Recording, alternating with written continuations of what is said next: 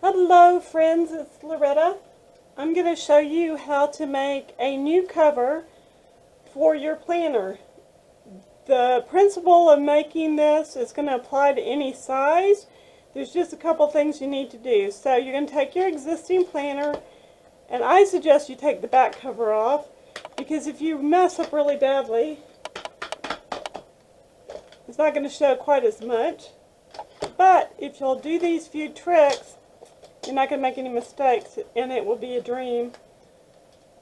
Okay, for this project you're going to need some laminating sheets and a laminator. You're going to need your planner and some scrapbooking paper of your choice. I'm choosing this The Wildlife by Dina Rutter as my paper pack. I have also die cut some letters for my name out of this burgundy cardstock and out of brown cardstock, and I'll show you. I guess we'll find out together which one I'm going to choose. These packs are fabulous because they have everything from pattern paper to stickers in them. You can even potentially use this if you wanted to. This is cardstock. It's a little heavier than typing paper. I'd say my guess is 60, maybe 80 pound. Just from the feel of it. You get 2 sheets of each. I'm going to be using this one with the pine cones and the leaves. So I'm going to set that aside for just a moment. And of course, as you can see, you're going to need a paper trimmer. You're going to measure the actual paper, not the plastic outside the paper. The actual paper that's in your planner. Excuse me, I'm using a Fiskars trimmer to measure with. You can also just use a ruler. And this one is measuring in at 4 7/8 by 7 1/4. And I am writing that measurement down because I'm going to probably make a couple of sets of these for myself. This is a ring bound planner. And do not trust what the packaging says as far as the covers are concerned. Measure it. You will save yourself so much hassle, it's unreal. So, if your paper is dimensional, you'll want to pay attention to that. And mine is longer than it is wide, and this pattern is running up and down for the most part. It is random somewhat, but not very much. So that's 4 7/8. Excuse me, that's 7 1/4. Now we're going to do the 4 7/8, which is right there. And I'm going to cut a second one.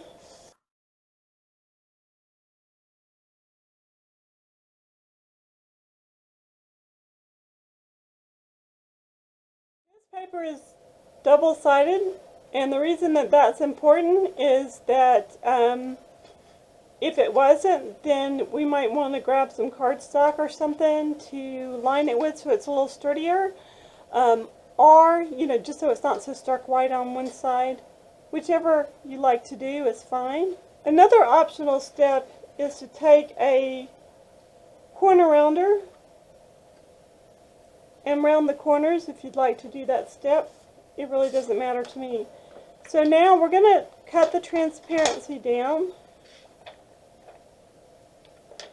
And I'm just going to use my regular paper trimmer. And we're going to have this about a 1/4 inch bigger than our measurement. So that's going to be about 5 1/8 by 7 1/2. I'm just going to do a quick little dry fit here. See if that's right. And it is, by the way. I'm going to do the same thing. You really can use this other piece, but it got sliced completely in two when I cut it the way I did.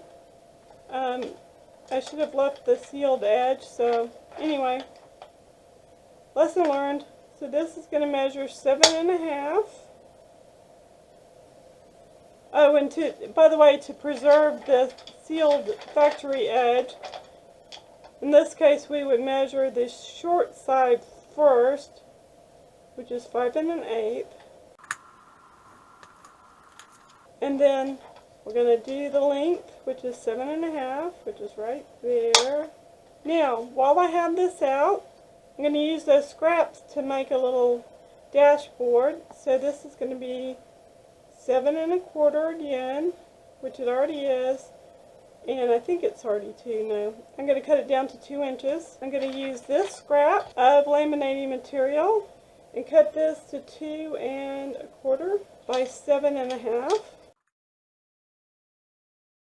Okay, my paper is cut to size, which you saw me do earlier, and I have trimmed a piece of the same paper. This is just the opposite side that I showed you earlier, and I die cut my name out of a quick cuts die. It is an alphabet set. You can see I've already punched out the letters I need, but it does the entire alphabet, so easy. And I just used a dark color that I thought would coordinate well, and I really like my choice.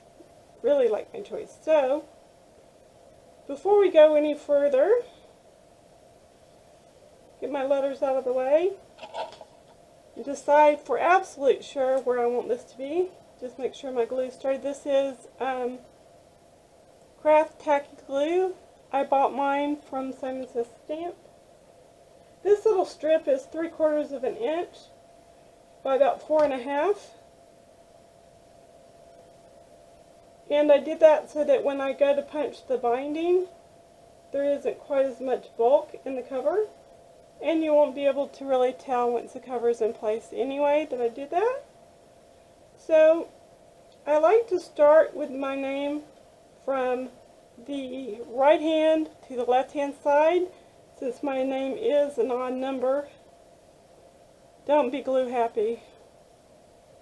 Just some tiny little drops. And since this has these little plus signs, I am going to be able to line it up pretty well. It's really, really small. If you wanted to put your entire name on here, a font like this would work really great because it's so small. Can you guys see how tiny that letter is?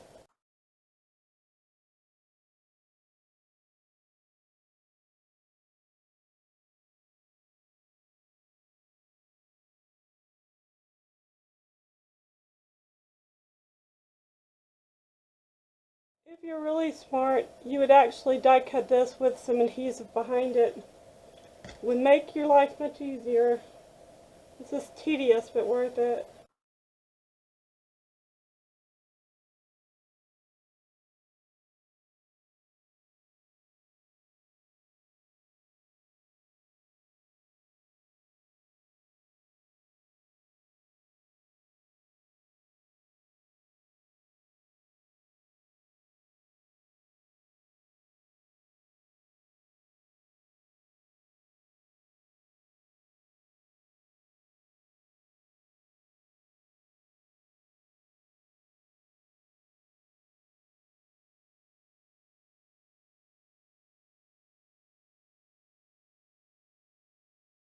Me earlier prepare my covers. These are just 5mm laminating sheets.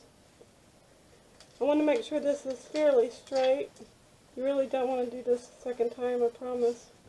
Okay, this one has not been laminated yet, but this is just for a dashboard or a page keeper. That looks pretty good. And here's this one. This particular paper pack does come with some really fun stickers, and I was thinking about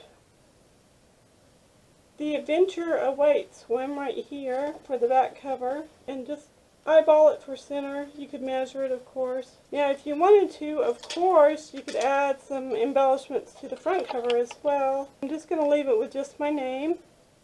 And you will see a difference in the video because I'm going to go over to my laminating machine to finish this process. But before I do, I want to make sure I take my cover with me. Now remember, the back cover is going to be facing down. The front is going to be facing up, and whichever side you want this needs to be facing up. Remember that now, because when you go to punch it in a few minutes, That's going to be very important. Alright folks, this is my laminating machine, and as you can see it's ready. It is set to the 5mm setting. The pop's open just like that. The first thing I'm going to do is go ahead and laminate my pieces. I'm just going to stick that in the slot and let it feed through.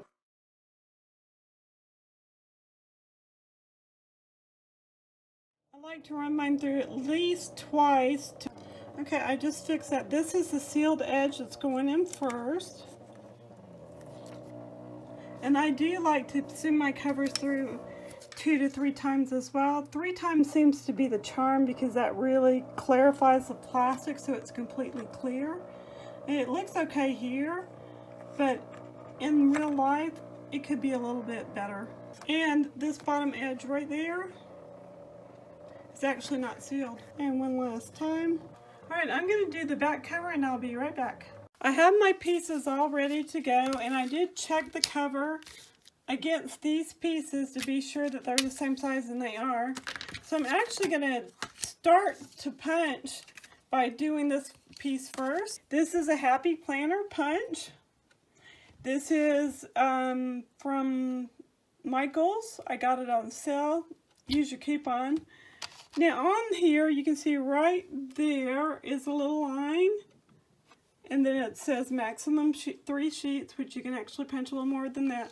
What you're going to do, let's see if we can show this on camera, is right there where that white line is, you're going to scoot your paper past it. That much. I mean, that's just what, a hair? Not even a 1/16 of an inch. So now we're going to punch it by pushing down on this lever. I have to use 2 hands because I'm not strong enough to do it otherwise.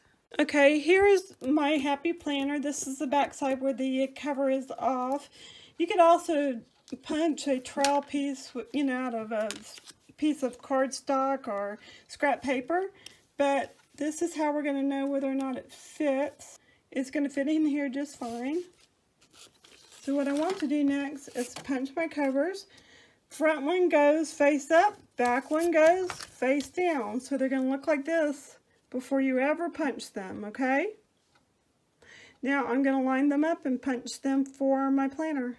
Okay, here is the cover on my planner. There's my name. Here's the little dashboard insert. I should have thought about what I told you guys, which is which direction you punch it, because if you punch the holes on the wrong side, it's going to be upside down. I really wanted this one on the showing, not this one, but it doesn't matter. It's fine. And this Happy Planner is actually kind of put together.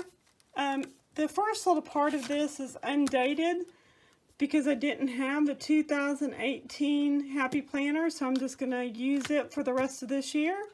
And then it'll start in January.